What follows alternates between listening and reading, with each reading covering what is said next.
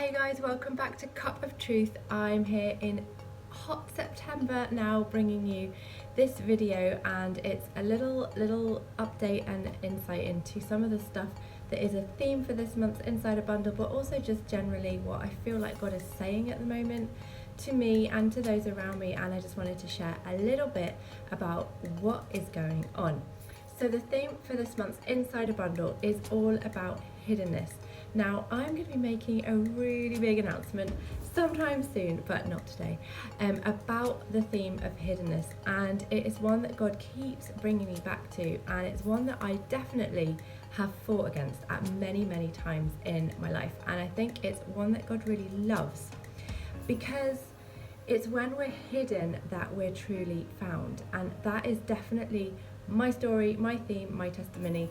And I'm excited to share with you a little story about how God has done that again this month in my life. Now, hiddenness is something that we don't often like. I'm actually an introvert, so I do like being alone and having space, and I need time, which I've had none of. Thank you, Corona. But it is not something that I enjoy on a long-term basis. I don't like being hidden and unseen and passed over. That is my story. It's something that I fight against because I still clearly have a part of me that needs validation and affirmation from people, and so therefore I'm still yearning that from humanity rather than experiencing it only coming from God. I think that is the aim, is where I know and I'm so secure in my own identity and value as a child of God that the words of people don't mean anything. But I'm still working on that. I'm not there yet. I'm not 100% there. And so being hidden for a long season of time is painful.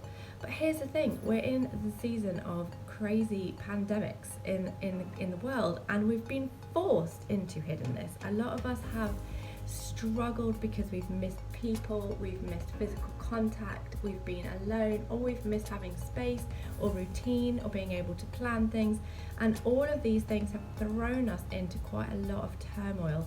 And I know one of the biggest things that I've experienced through this corona time has been the turmoil of finance and of trusting God. And the ridiculous thing is, guys, this is my confessional to you today. The ridiculous thing, guys, is that God has provided in the most ridiculous, outrageous and incredible ways throughout corona, and yet I still struggle to trust him, and that is my problem. And I am only sharing this with you today because I've had a major breakthrough in this area and I feel like I can now talk about it. But guys, there is a place where you can live, and this is what Soar is all about. And if you're interested in hopping in throughout September on Soar, I'm going to be going through it every day except for Saturdays when y'all are going to have to do your own work.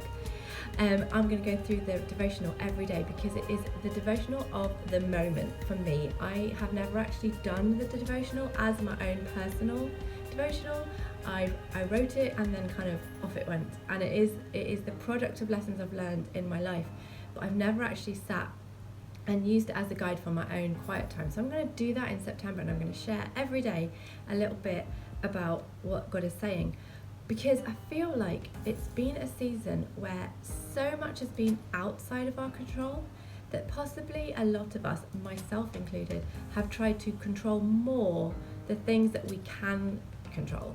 And that has led to, actually, we're not able to do that. We're not wired to do that. We're not supposed to be able to do that. And so it's come at a cost. It actually has come at a cost of more turmoil, more unsettledness, less peace, more lack of peace. And so the result is that we're even more unhappy. We can't control all these things, and the things that we can control, we're controlling too much. So for me, it's been a season of actually, even more than ever before, learning to just let it go and not allow this chaos and this turmoil and this tumultuous time drag me down, and to actually allow God's promises and his faithfulness, and by the way, the proven miracles, to actually carry me and to actually keep me consistent and to not allow it to drag me down. And one of the things that I've really noticed about myself is that there is always a balance going on. What is the thing that is anchoring you? Is it the situation, the chaos, the lack of peace, the unknown, or is it the hope and the promises and the faithfulness? Now, I'm in the middle of doing this huge video project which is involving moving all of my online courses online so that y'all can have them whenever you want to study from home in your own time on your own time zone, which is a big problem when we do the courses. So one of the talks that I have just filmed, which I really enjoyed doing, was one on Kairos moments, which is in the book Dare to Ask, and I just realised that the thing that I love about Rahab is that she shifted the balance. One of the things that I learned through my own story was that we always have a battle between the shame and the hope, and we have to choose which one anchors us. And the thing that Rahab did, which was incredible, is that she allowed the balance to tip.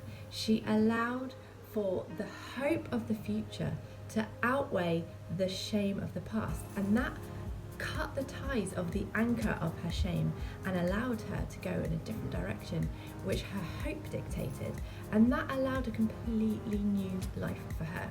And I feel like God has been doing the same thing, or the same principles in my life. I need to choose which things anchor me and keep me held down and rooted. Is it unpeace, concern, worry, and fretting about what's coming and not being able to, the panic and chaos of not being able to plan anything? When am I ever going to see my family again?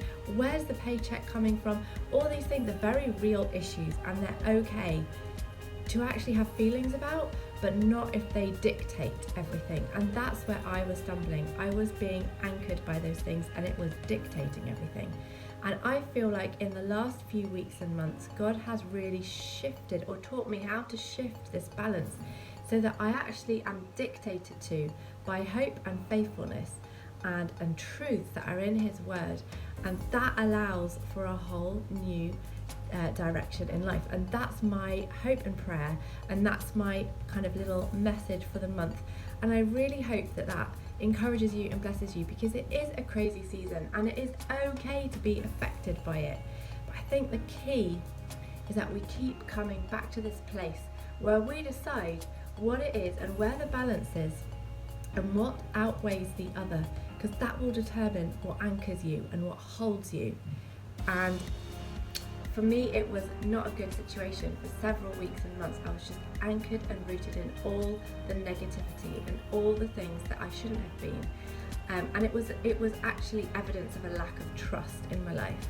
So I am excited that I'm in a new season now that allows for hope and faithfulness and more miracles from God. And I hope that in some ways challenges you and encourages you, and it gives you a bit of hope and purpose for this season, because this is an important lesson to learn, because once we learn it, it releases us, and it gives God the ability to do amazing new and different things in our lives that He could never have done before, because we were anchored by all the wrong things.